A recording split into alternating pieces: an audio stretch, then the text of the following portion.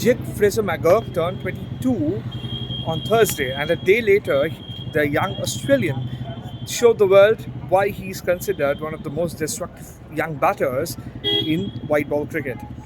Coming on the back of a very good run in the Big Bash League, and of course a selection which also led to the selection in the Australian team, McGurk, featuring in his first match for Delhi Capitals, not only scored a half century but also brought the team back into the winning hunt. And the Delhi Capitals, which is placed at the bottom of the table, eventually managed to earn a 6-wicket win against Lucknow Super Giants at the Ekana Stadium.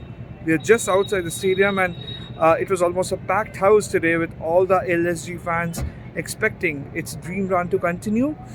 But then, on a day when Kuldeep decided to come back after a fortnight, like he was down with a niggle groin, and a niggle in his groin, and that led to him missing out on 3 matches. Kuldeep Yadav came and he not only claimed 3 wickets, but that also that particular opening spell made life difficult for LSG and eventually kept Delhi in the hunt.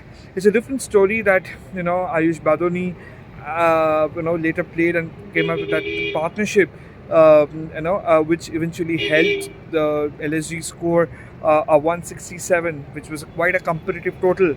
Obviously, statistics said that on anywhere when statistics suggested that LSG had never lost a game after scoring 160 plus. But obviously, today was an example that statistics seldom means anything in this format, because at a time when chasing 167, 168 was tricky, and Delhi Capitals lost David Warner early, and Prithvi Shaw's quick-fire knock also came to an abrupt end.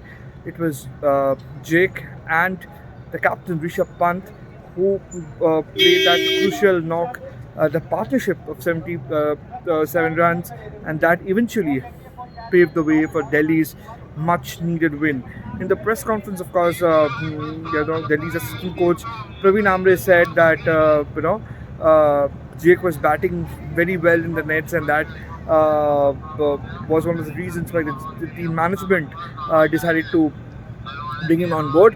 But the fans would, obviously the question arises, why didn't the Delhi Capitals try him much earlier?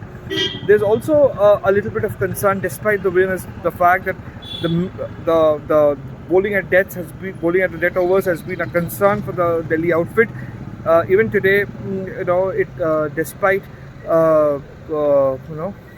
tightening the noose at 97 for 7, it kind of let go of that thing and allowing LSG to score 167. That obviously leads for a little bit of assessment that needs to be addressed as the tournament intensifies, but at this point in time, Delhi cricketers, the team management and the fans will be happy to see the team back to the winning ways.